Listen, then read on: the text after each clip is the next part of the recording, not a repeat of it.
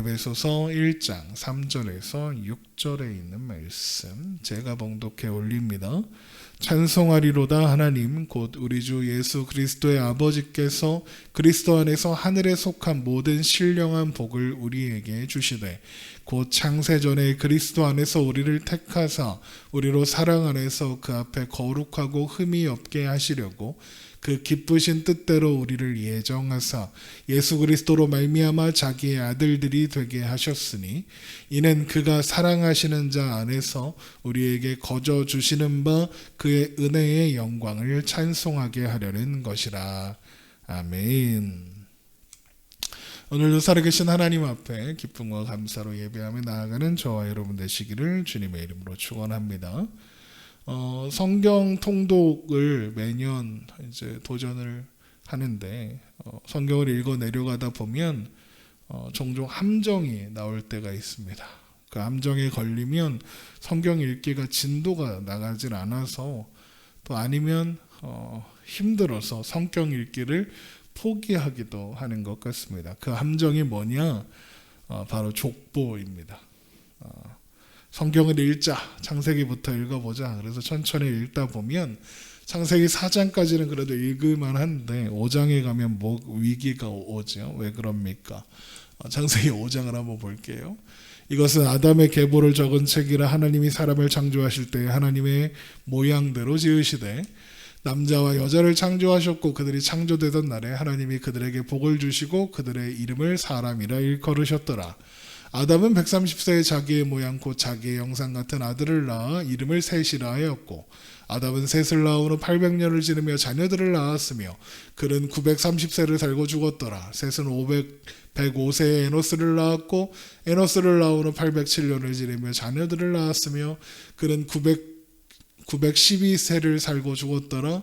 에노스는 90세에 게난을 낳았고 이게 계속 반복입니다. 누가 누구를 낳고 몇 년 동안 자녀를 낳다가 몇 살에 죽었다. 이런 부분이 성경 통독을 어렵게 하는 함정입니다. 그래도 5장은 짧으니까 어찌어찌 넘어갔다 해도 10장에 가면 11장까지 이어지는 노아의 자손들의 또 족보가 또 나옵니다. 아이고, 그래서 구약 성경은 어렵구나.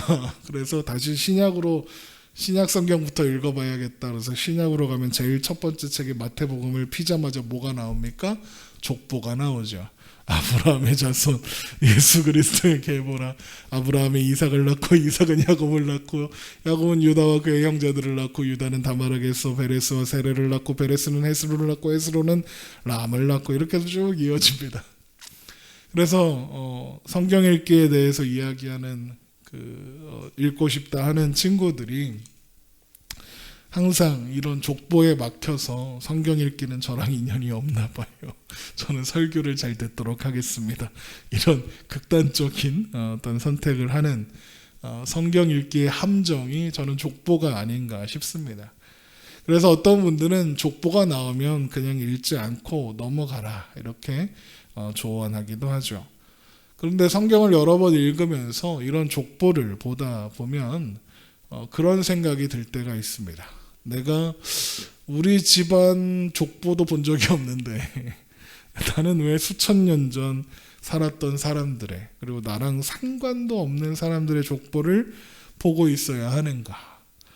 여기 나오는 대부분의 사람들은 성경에서 비중도 없이 그냥 이름만 나오는 사람들인데 내가 이걸 왜 읽고 있나? 이런 생각이 들기도 합니다.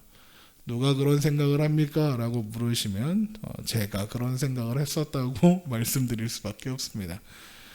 제가 그랬습니다. 성경 통독을 하려고 할 때마다 시도 때도 없이 족보가 자꾸 나와요. 모든 성경에서 나옵니다. 거의 대부분의 성경에서 나오죠. 이래서 길게 늘어져 있는 족보는 늘 제 발목을 잡는 그런 부분이었습니다. 그런데 여러분 생각해 보면 이게 성경에 남아있는 말씀이잖아요. 성경이 뭡니까? 하나님의 말씀이라고 했습니다. 그래서 제가 뭐라고 말씀드렸냐? 우리는 성경에서 우리 신앙의 길을 찾을 수 있다. 이렇게 말씀드렸습니다. 그러면 이 족보는 도대체 우리의 신앙의 길에 무슨 도움이 되길래 하나님은 여기에 이렇게 남겨두시는 걸까? 디모데후서 3장 15절을 보면 이런 말씀이 있죠. 또 어려서부터 성경을 알았나니 성경은 능히 너로 하여금 그리스도 예수 안에 있는 믿음으로 말미암아 구원에 이르게 하는 지혜가 있게 하느니라. 우리가 구원에 이르는 지혜가 있게 한다. 또 모든 성경은 하나님의 감동으로 된 것으로 교훈과 책망과 바르게 함과 의로 교육하기에 유익하니 이는 하나님의 사람으로 온전하게 하여 모든 선한 일을 행할 능력을 갖추게 하려 함이라. 하나님의 말씀은 우리는 하나님의 사람으로 온전해진다 그러잖아요. 그런데 족보는 무슨 도움이 되는 거지? 구원에 이르는 지혜를 찾을 수 있나? 또 하나님의 사람으로 온전하게 하는 방법이 되나? 그런 생각이 듭니다. 그런데 그런 족보를 하나님께서 우리에게 성경으로 남겨놓으사 우리로 하여금 그 기록을 보게 하셨습니다. 그렇다면 족보에도 우리가 하나님께서 우리에게 말씀하시고자 하는 그런 내용이 담겨 있을 겁니다. 그게 뭐냐? 하나님께서 도대체 이 족보를 통해서 말씀하시려는 게 뭐냐? 결론부터 말씀드리면 족보는 우리에게 하나님께서 역사의 주관자이시면서 그 역사는 하나님의 선택의 역사다라는 것을 보여줍니다. 하나님은 노아를 선택하셨고 노아 자손 중에서는 셈을 선택하셨습니다. 셈의 자손 중에서는 아르박삿이라는 사람을 선택하셨고 아르박삿의 자녀 중엔 셀라 그리고 에벨, 벨렉, 르우, 수, 라홀, 데라를 거쳐서 아브라함까지 그 선택이 이어집니다. 아브라함 이후에는 어떻죠? 그 선택의 역사는 계속됩니다. 하나님은 이스마엘과 이삭 중에 이삭을 선택하셨습니다. 에서와 야곱 중에서는 야곱을 선택하셨죠. 야곱의 12아들 중에서는 요셉을 선택하셨습니다. 이렇게 하나님의 선택의 역사는 성경 내내 계속됩니다. 그래서 우리는 성경을 하나님의 선택을 받은 사람들의 이야기다라고 해도 과언이 아닐 겁니다. 자, 그러면 이런 질문이 떠올라야 합니다. 뭐냐? 하나님은 그 사람들을 왜 선택하셨는가입니다. 아마도 대부분의 사람들은 이렇게 생각할 겁니다. 그 사람들이 뭐라도 잘했겠지. 하나님의 보시기에 이쁜 짓을 했으니까 선택하셨지. 하나님 보시기에 이쁜 짓은 뭘까? 그래서 노아를 보고 아브라함을 보니까 그 둘의 공통점이 뭐죠? 하나님이 말씀하실 때, 하나님이 명령하실 때 순종했다는 겁니다. 노아에게 산 꼭대기에 방주를 만들어라 그랬더니 그 말씀에, 그 말도 안 되는 말씀인데 하나님 말씀이니까 순종했다. 또 아브라함에게는 본토 친척 아비 집을 떠나 내가 너에게 가르쳐 줄 땅으로 가라 하셨는데 본토 친척 아비 집을 떠나서 갔구나. 순종. 하나님의 선택을 받는 사람은 순종을 해야 되는구나. 이렇게 가게 되죠. 여러분, 그런데 그게 정말 그럴까? 하나님은 순종을 잘하는 사람 혹은 잘할 사람을 골라서 선택하시는 걸까? 그렇지 않습니다. 여러분, 노아 아브라함은 일단 조금 있다가 알아보고 일단 내버려 두고, 그러면 아브라함을 선택하기 위해서 그 전 때인 데라도 하나님이 선택하셨을 거 아닙니까? 그러면 데라는 어떤 사람이었나 봅시다. 여호수아서 24장 1절에 이런 말씀이 있습니다. 여호수아가 이스라엘 모든 지파를 세겜에 모으고 이스라엘 장로들과 그들의 수령과 재판장들과 관리들을 부르매 그들이 하나님 앞에 나와 선지라. 여호수아가 모든 백성에게 이르되 이스라엘의 하나님 여호와께서 이같이 말씀하시기를 옛적에 너희 조상들 곧 아브라함의 아버지 나홀의 아버지 데라가 강 저쪽에서 거주하여 다른 신들을 섬겼으나 내가 너희의 조상 아브라함을 강 저쪽에서 이끌어내어 가나안 온 땅에 두루 행하게 하고 그의 씨를 번성하게 하려고 그에게 이삭을 주었으며. 여기 보면 아브라함의 아버지 데라가 가나안에 오기 전 강 저쪽에서 뭘 했답니까? 다른 신들을 섬겼다 그렇습니다. 데라는 하나님의 선택의 역사 속에 있는 사람이 분명한데 하나님을 믿은 적이 없었다는 겁니다. 그러면 아브라함은 어땠을까요? 아브라함은 아버지는 하나님을 믿지 않았지만 아브라함은 하나님을 믿었다. 그럴까요? 여러분, 아브라함은 만약에 아브라함이 하나님을 섬겼다. 그래서 하나님의 명령을 듣고 갈대아 우르를 떠나 가나안 땅으로 간 거다라고 하려면 아브라함은 제일 먼저 다른 신들을 섬기는 아버지 데라와 헤어져야 합니다. 그게 말이 맞죠? 그런데 데라와 헤어지지 않습니다. 가나안으로 가는 여행을 주도하여 출발하는 건 아브라함이 아니라 데라예요. 그걸 창세기 11장 후반부에서 우리가 찾을 수 있습니다. 아브라함의 이야기를 그리고 천천히 읽어보십시오. 아브라함이 과연 믿음의 사람인가? 아브라함이 믿음의 사람이었다면 가나안에 기근이 왔을 때 왜 애굽으로 내려갑니까? 그리고 정말 믿음의 사람이었으면 애굽에서 왜 마누라를 팔아먹습니까? 아브라함의 이야기를 천천히 한번 보십시오. 과연 아브라함이 믿음의 사람인가 순종의 사람인가? 그 순종의 사람도 믿음의 사람도 아니었다는 겁니다.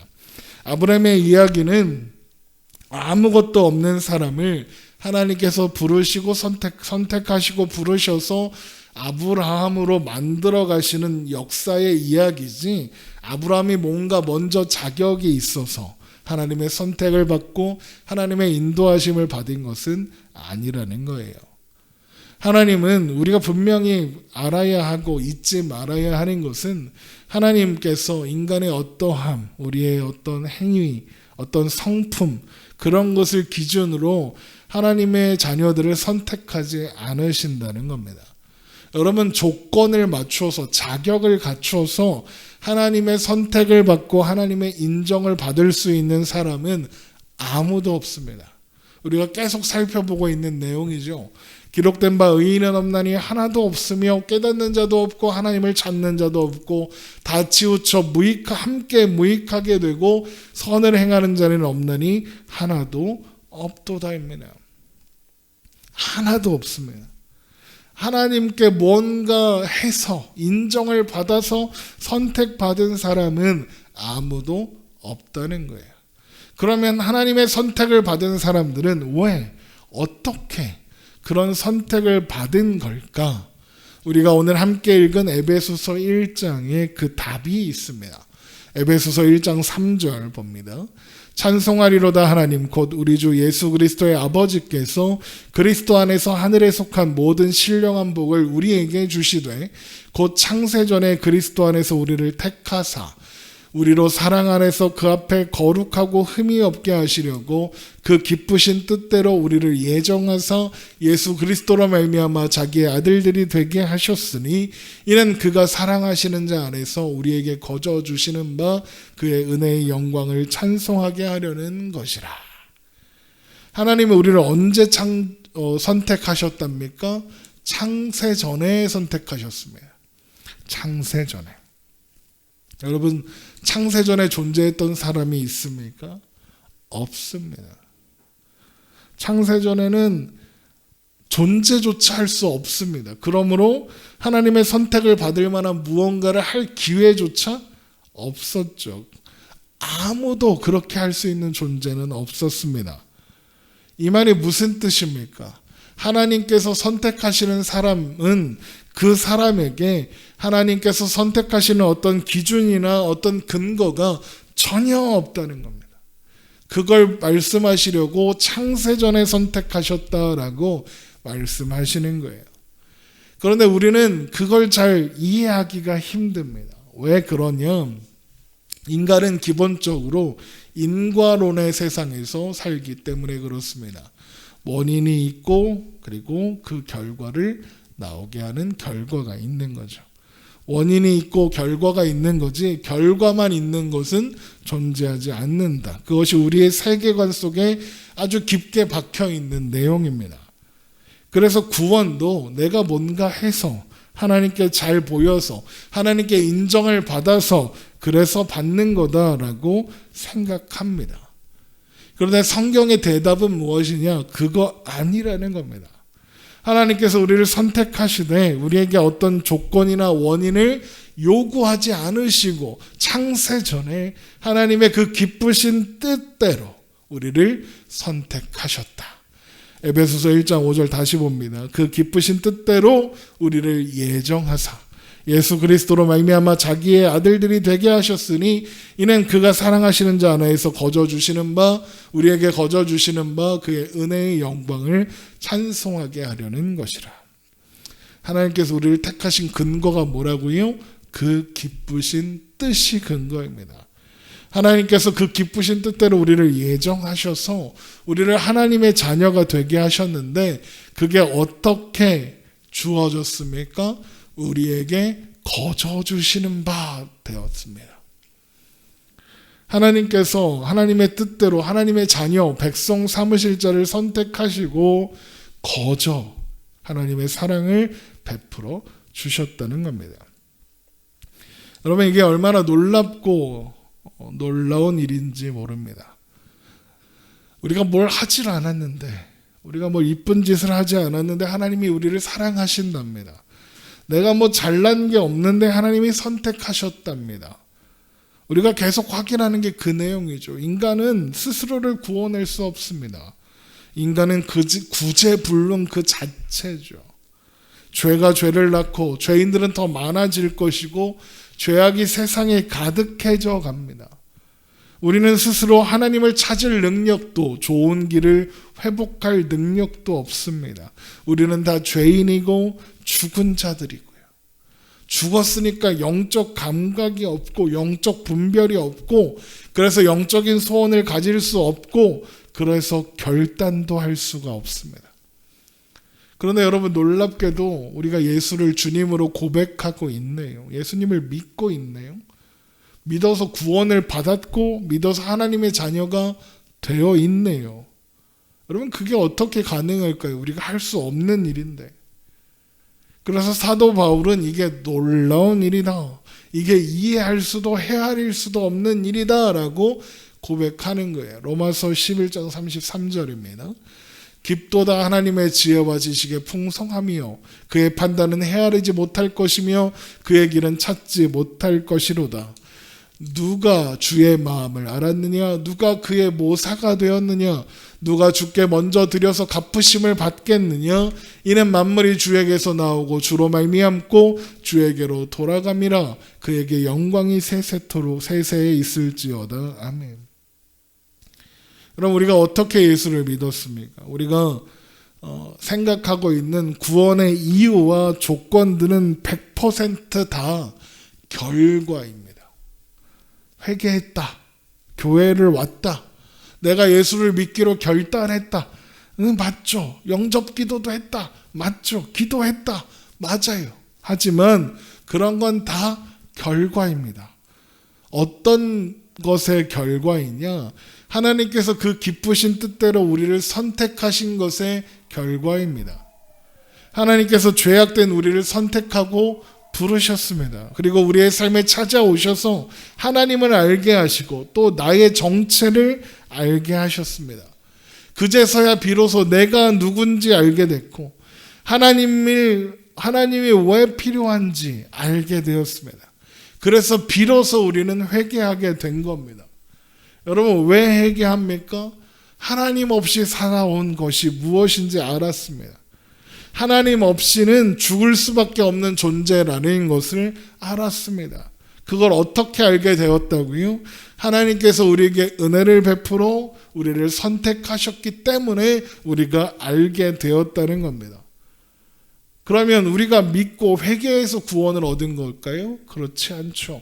하나님이 은혜를 베푸사 우리에게 찾아오셔서 우리가 이 모든 것을 알게 된 결과로 회개와 영접이 가능해졌다는 겁니다. 자, 그러면 우리가 누가 하나님 앞에 원인을 들여 결과를 요구할 수 있겠습니까? 불가능하죠. 아까 사도 바울이 이러잖아요. 누가 주께 먼저 드려서 갚으심을 받겠느냐. 아무도 이렇게 할 수 있는 사람이 없습니다. 하나님 앞에 먼저 원인을 제공하고 결과를 요구할 수 있는 사람은 아무도 없습니다. 그래서 하나님이 하시는 거고, 그래서 구원을 하나님의 은혜의 선물이다라고 하는 겁니다. 하나님께서 대가 없이, 조건 없이 주시는 거니까요. 에베소서 2장 4절. 국률이 풍성하신 하나님이 우리를 사랑하신 그 큰 사랑을 인하여 허물로 죽은 우리를 그리스도와 함께 살리셨고 너희는 은혜로 구원을 받은 것이라. 또 함께 일으키사 그리스도 예수 안에서 함께 하늘에 앉히시니 이는 그리스도 예수 안에서 우리에게 자비하심으로써 그 은혜의 지극히 풍성함을 오는 여러 세대에 나타내려 하심이라. 너희는 그 은혜에 의하여 믿음으로 말미암아 구원을 받았으니 이것은 너희에게서 난 것이 아니요 하나님의 선물이라. 행위에서 난 것이 아니니 이는 누구든지 자랑하지 못하게 함이라. 여러분, 이것을 믿는 것이 믿음입니다. 원인이 나에게 없다는 걸 아는 것, 하나님께서 우리의 원인이 되어 주셔서, 우리가 하나님의 자녀 되는 원인이 하나님이 되어 주셔서 우리에게 믿음을 주시고 그 믿음으로 말미암아 우리를 구원하셨다는 것을 믿는 것, 그게 믿음입니다. 여러분, 하나님께서 하나님의 뜻을 이루고자 하실 때 우리의 도움이 필요할까요? 필요 없습니다. 전혀 필요하지 않습니다. 하나님은 우리의 도움을 필요하지 않아 하십니다. 하나님은 전지전능하시고 무소불위하시냐니까요. 하나님은 모든 것을 아시고 하나님은 모든 것을 하실 능력이 있으며 전능, 하지 못하는 것이 전혀 없으십니다. 무소불위. 그런 분에게 우리가 무슨 도움이 되어서 도움을 드린다고 할 수 있겠습니까? 불가능하죠. 그런데 하나님께서 우리를 통해 하나님의 선하신 뜻을 이루사 우리를 통해 영광 받으시는 그것을 기뻐하시기로 작정하사 하나님의 그 놀라운 일을 이루시는데 우리를 동참시키십니다. 그래서 하나님의 일을 이루시죠. 우리가 먼저 자격이 있기 전에 하나님께서 시작하셨습니다. 이게 성경에 아주 강조하고 있는 기독교 신앙의 기본적인 중요한 원리예요. 그런데 우리의 본성은 자꾸 원인이 있어야 결과가 있는 쪽으로 가려고 해요. 그래서 많은 기독교 신자들이 기독교 신앙을 오해하고 있는 거고요. 로마서 4장 13절 봅니다. 아브라함이나 그 후손에게 세상의 상속자가 되리라고 하신 언약은 율법으로 말미암은 것이 아니요 오직 믿음의 의로 말미암은 것이라. 만일 율법에 속한 자들이 상속자이면 믿음은 헛것이 되고 약속은 파기되었느니라. 율법은 진노를 이루게 하나니 율법이 없는 곳에는 범법도 없느니라. 그러므로 상속자가 되는 그것이 은혜에 속하기 위하여 믿음으로 되나니 이는 그 약속을 그 모든 후손에게 굳게 하려 하심이라. 율법에 속한 자에게뿐 아니라 아브라함의 믿음에 속한 자에게도 그러하니 아브라함은 우리 모든 사람의 조상이라. 하나님께서 우리에게 허락하신 구원이 어떻게 은혜에 속하고 믿음에 속하는가를 설명하려고 바울이 아브라함과 그 후손에게 하신 하나님의 약속 이 율법 훨씬 전에 있었다라는 것을 강조하는 거예요. 그러니까 율법에 근거하지 않았다. 왜 그렇습니까? 율법에 속하면 믿음이 헛것이 되고 믿음에 속하면 율법이 헛것이 된다는 원리 때문에 그렇습니다. 여러분, 율법은 원인과 결과의 법칙입니다. 하지만 믿음은 은혜의 법칙입니다. 전혀 다른 거죠. 그래서 15절에 율법은 진노를 이룬다라고 하는 겁니다. 우리에게는 율법을 이룰 원인을 만들어내서 결과를 이뤄낼 실력이 없습니다. 우리는 그저 율법을 가지고 하나님의 진노를 이룰 뿐입니다. 그래서 하나님께서는 구원을 율법이 아니라 믿음으로 이루시겠다라고 하시는 겁니다. 아까 믿음이 뭐라고 했습니까? 믿음은 내 원인에 대한 결과를 믿는 게 아니라 상대방의 원인과 결과를 믿는 겁니다. 그게 은혜이죠. 믿음의 원인은 내가 아니라 하나님께 있다. 믿음의 원인이 하나님께 있기 때문에 아까 읽은 16절에 그것이 은혜에 속하기 위하여 믿음으로 되나니 이는 그 약속을 그 후손에게, 그 모든 후손에게 굳게 하려 하심이라가 가능해지는 겁니다. 하나님이 이유와 원인이 돼서 반드시 이루시겠다고 보증하시는 겁니다. 그러니까 우리는 이 성경에 의미 없어 보이는 그 족보, 계보에서도 하나님의 성택의 역사를 발견하고 볼 수 있어야 하는 겁니다. 에녹과 노아를 거쳐서 아브라함까지 하나님께서 구원의 역사를 이루어 가시는 것은 그들이 뭔가 대단하고 남달라서가 아니라 하나님께서 구원에 개입하시고 구원을 시작하셨다는 것을 그 족보를 통해서 우리에게 가르쳐주고 있는 겁니다. 우리에게는 하나님 앞에 어떤 원인도 제공할 만한 것이 없습니다. 그래서 하나님은 우리에게 원인을 요구하지 않으시고 스스로 원인이 돼서 결과를 우리의 것으로 만드는 방법을 선택하신 겁니다. 그 방법으로 말미암아 하나님께서 구원하시고 사랑하시고 처음 창조 때 우리를 향해 가지셨던 계획과 뜻과 하나님의 기쁘신 모든 신령한 것을 이루어내시는 겁니다. 이 모든 내용을 가리켜서 신학적인 용어로 이렇게 이야기합니다. 무조건적인 선택. 여러분, 이 이야기가 하나님께서 조건 없이 우리를 선택하셨다는 이 사실이 우리에게 얼마나 큰 위로가 되고 힘이 되는 내용인지 모릅니다.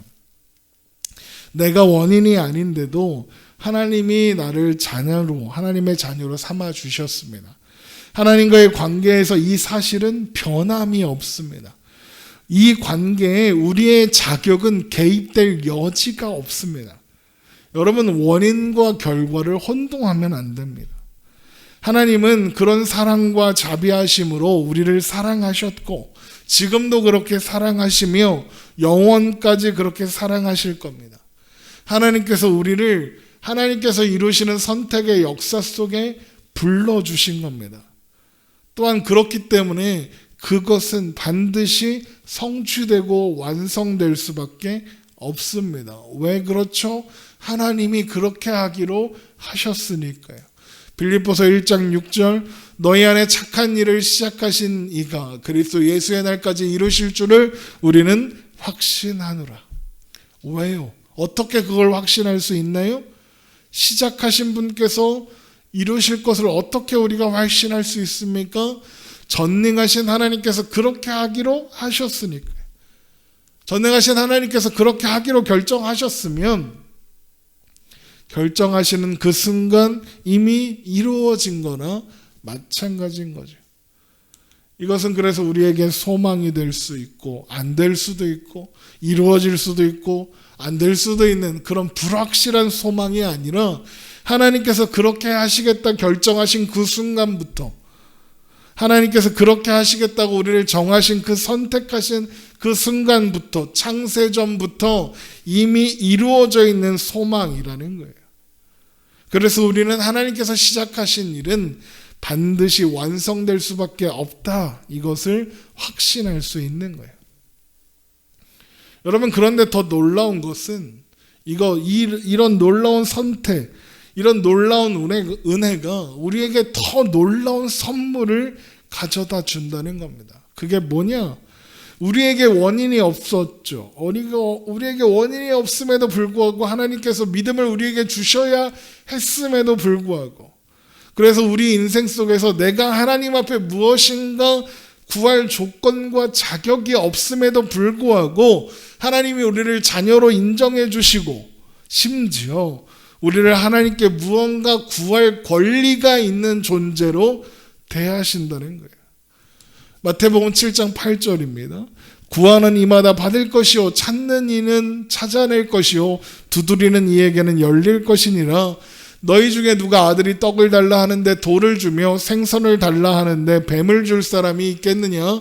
너희가 악한 자라도 좋은 것으로 자식에게 줄 알거든 하물며 하늘에 계신 너희 아버지께서 구하는 자에게 좋은 것으로 주시지 아니하겠느냐?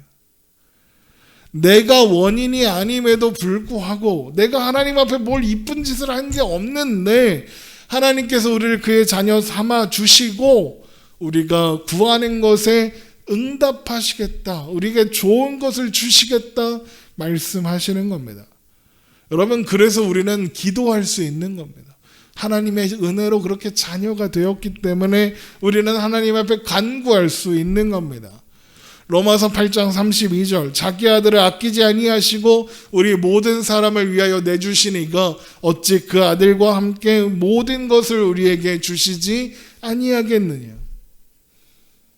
아들까지 주신 하나님의 사랑입니다. 우리에게 더 이상 무엇을 아끼겠냐? 바울의 질문인 겁니다. 여러분, 이 관계는 우리의 자격으로 시작되지 않았습니다. 그러나 이 관계로 말미암아 우리는 하나님 앞에 항복하고 하나님 닮기를 소망하게 되었습니다. 그것이 우리의 신앙적인 반응과 태도로 나오게 하셨습니다.